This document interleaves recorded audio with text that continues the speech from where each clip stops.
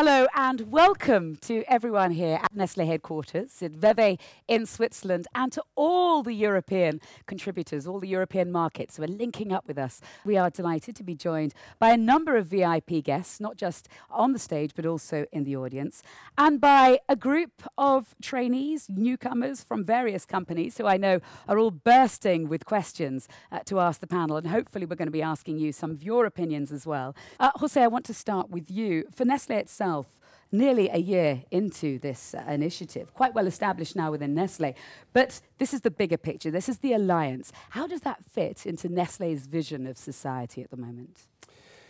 Let me put this into the general framework that we use in our company. First of all, there is this environment maybe called Nestllé in society. There is a framework in Nestllé where we put down our commitments to how we believe our contribution to society will take shape. All those commitments have to do with sustainability. They have to do with the fact that we believe in Nestllé, that to be successful over the long term, to be able to return what shareholders expect to them, we also need to be able to contribute to society in a significant way. We call this creating shared value. Creating value for shareholders and at the same time create value for society. It is absolutely crucial that an issue like youth employment, Nestllé finds ways not only to bring its own solutions, its own ability to respond, even in numeric terms, but also to engage all partners along this value chain of youth employment. And I want to just welcome them and thank them for being here with us. But Laurent, let's turn to you. What's your take on the current situation? In a context of an aging and indebted Europe, in a context where we live a digital revolution, we are at risk of losing one generation. And I don't think this is something Europe can afford. We need the new generation to help us shape the future of Europe. And that's the reason why we got mobilized, and that's the reason why we believe we need an all-of-the-society approach involving governments, of course, involving the education system, involving the youth, and involving as well companies and the business, because at the end of the day, they will be the ones providing the opportunities. Antonio, let's move to you. Within the European Commission, you are in charge of education and vocational training. Is this initiative what is needed? Big companies and small companies coming together, being proactive about this problem? Absolutely, yes. Youth unemployment is, of course, a key issue. And one of the problems is probably that we have also to address the skills mismatch that existed at the European level. Experience demonstrates that countries where the apprenticeship scheme is more relevant, people have more possibility to get a new job. So this is really the fact that putting together vocational education and training, education systems, business in a joint venture is the best way.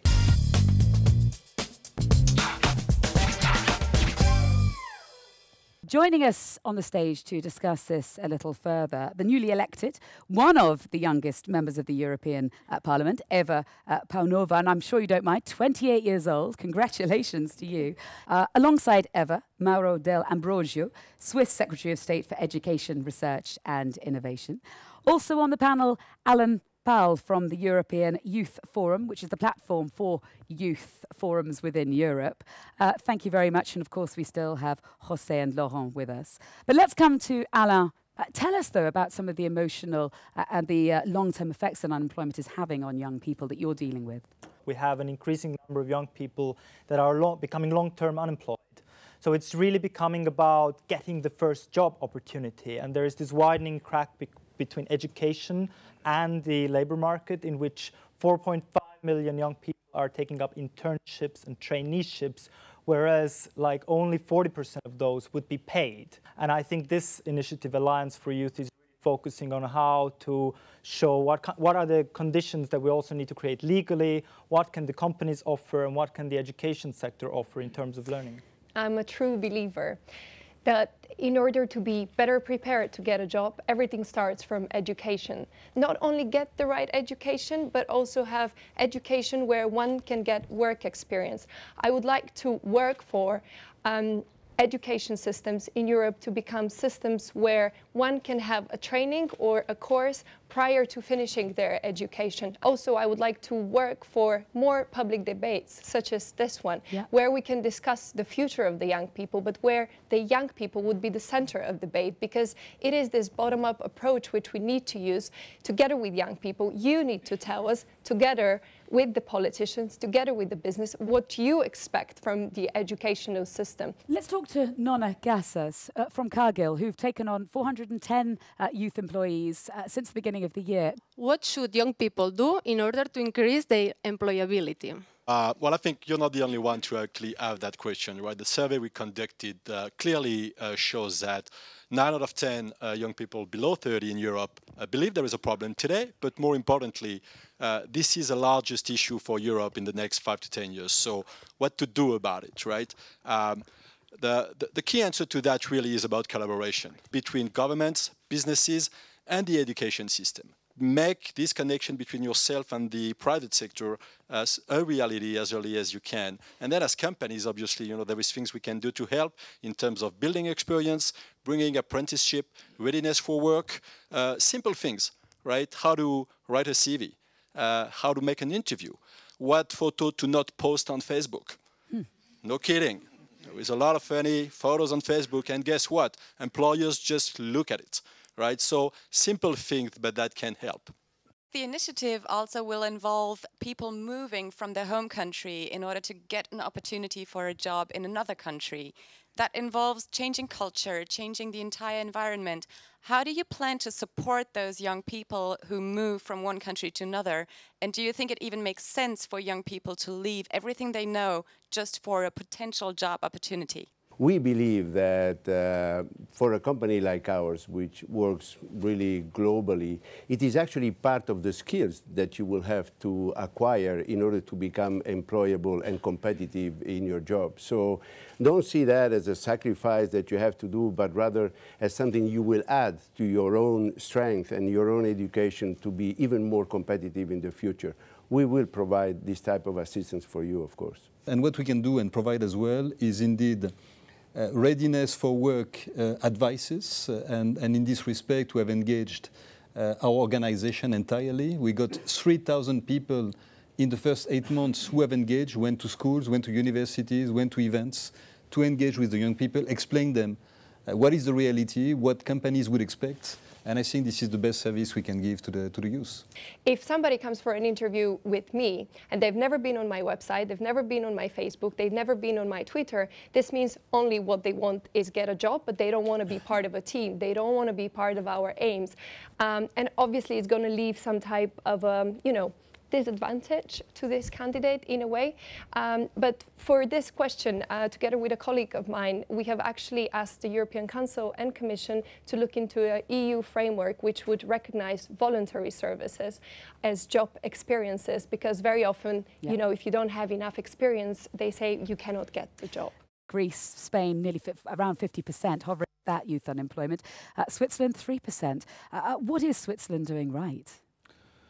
A lot of things, I suppose, but in education policy, we are very particular. 2/3 of the young people, almost 70% of the young people in Switzerland at the age of 15, 16, don't continue full-time high school. They start an apprenticeship. Yeah.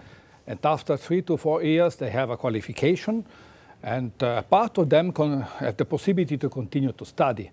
But to learn a job is the first thing, and the career possibilities through an apprenticeship are as well high. Then we have ministers, CEOs of big companies in Switzerland that they started with an apprenticeship. Apprenticeship in Switzerland is one of the trademarks of our education system. It does work. It does provide young people both with practical and theoretical experience. And they basically, at the end of this training, they are immediately employable and immediately productive. And I think this makes a big difference. And this is certainly one of the reasons why the economy is also going so strong with low unemployment rate. To get a job in a company is only one way to the people, young people, to become employed. Another way is to start their startups, to start their own business. And to do that, they should know how to do that and to be motivated. So my question is, how can we develop the youth employment and they are working as a businessman? Sylvie, would you like to answer that question? Thank you, Ivan, for this very great question. And of course, working for Google entrepreneurship is very much in our DNA. We are just a company that exists for 15 years, and we kind of see, looking globally, that young companies are the ones that create actually a lot of job and growth. And in Europe, we do that through our Google for Entrepreneurs program, where we kind of try to reach many young people for different events, mentorship programs. And I actually have today with me two young, fantastic Spanish girls who followed our digital marketing training and were able to start their business. So it's Christina and Miriam who can tell you a bit more about their experience. Internet has changed everything. I mean, business structure and marketing. And all these kind of things are so recent that we can start at university. That's why this course is perfect and essential for young people. So we're really thankful to Google Activate because we started that course like an employee and just friends. And right now we are business partners, so thank you.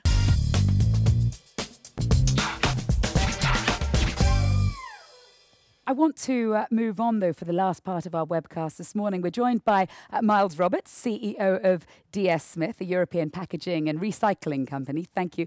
And by Fiona Kendrick, CEO of Nestllé UK. Thank you. Fiona, I want to start with you. I mean, it really is inspiring, as a woman myself, to see a woman rise to the top of a worldwide business. It should be done more often isn't. But there is a question on that subject from Maxime from Publicis in France. Maxime, your question. Hi. I know you are the first woman head of Nestllé UK, and I want to know if during your career you encounter any issue with gender things or related. I have that's never featured in my career. 35 years with a company, I've had a fantastic and continue to have a fantastic time with Nestllé. It has never been a feature. You know, to do well, what you have to do is actually, you know, really work hard, be ambitious, grasp those opportunities, and actually gain the credibility and the respect. I think the other thing I would say is you have to take some risks and you have to come out of your comfort zone. And so I've had to move into another market. I've taken a global job. And that actually, again, opens many doors for you. And the third and very important thing is try and find something that you really love. Because if you love your job, you'll have passion, you'll have energy and enthusiasm to do well. And that's so important if you're going to flourish. But success, I'm going to agree with you, it's very much about what do you want to achieve? What are you happy with? What's the organisation you're working with? What are you contributing towards? Is it something you feel an affinity with? Because if it is, you're going to put more into it. And so much is about how you engage and how you drive yourself forward as part of that organisation. They're important qualifications, but they're not the be-all and end-all. Now, actually, it's quite easy to find an Erasmus, whereas find an internship abroad, it's really difficult. So does the language could be a barrier for a new employment of young people? Or? We are in the Erasmus Plus new program taking into consideration this mobility aspect, which is the possibility to have an internship or a traineeship abroad. So this is something very crucial because it gives the young people an extra competencies going abroad, having a capacity to adapt themselves in the new environment. Let's talk to Harold Weinhofer. Could you just give us your experience, Harold?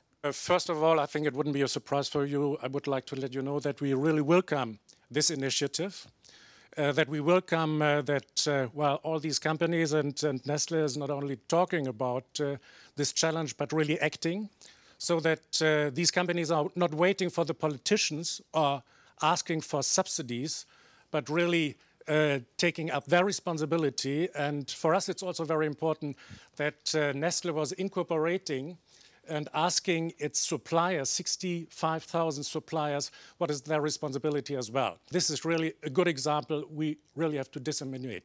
Before we say our goodbyes, let's have a little glance at the pivotal moments over the last 10 months of some young people who've come on board at Nestlé.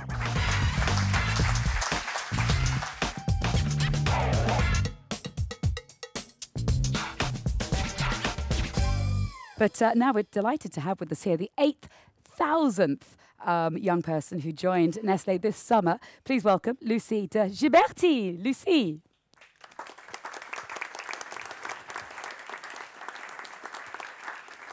Congratulations to you, Lucie de Giberti. José. Well done. José and Laurent, a few closing remarks from you. José, let's start with you. This vocational training is an extremely important element. I'm delighted to hear that the European Commission is also putting under the Erasmus type of framework of exchange and so on, the vocational training, the learning of a job. As you have heard also from the Secretary of State here, it is not a way to just relinquish or abandon the studies. It's a way to get a wider training and to become a member, an active member of society earlier in your development. This is something that to me is extremely encouraging, something that maybe is in our genes, and that's why my colleague Laurent has been able to create this movement, which I fully endorse and admire. Laurent. Maybe the final word would be to the business, to companies, and tell them that there is no downside for us. It's only positive. Let's bring that young generation on board. We are living, as we speak, technological revolution with digital. They know it, they live it, they breathe it. Let's make sure that we bring them on board. That's the best guarantee for our future as a society and as companies. And to the youth, hold on, we are there, and they will be part of the solution.